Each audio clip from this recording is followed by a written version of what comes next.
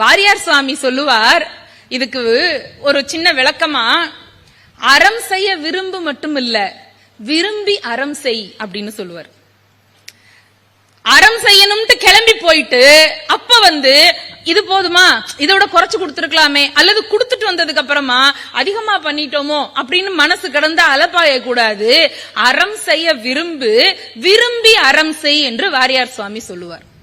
இன்னைக்கு கூட நம்முடைய சமூகத்துல பல பேருடைய மனசுல பல கேள்விகளுக்கு பளிச்சுன்னு பதில் வர வேண்டும் என்றால் அவையினுடைய இந்த ஆத்திச்சூடி வரிகள் நமக்கு ரொம்ப உதவியாக இருக்கும். அதுல எனக்கு ரொம்ப பிடித்த சிலதை மட்டும் சொல்லணும்னு விருப்பப்படுறேன்.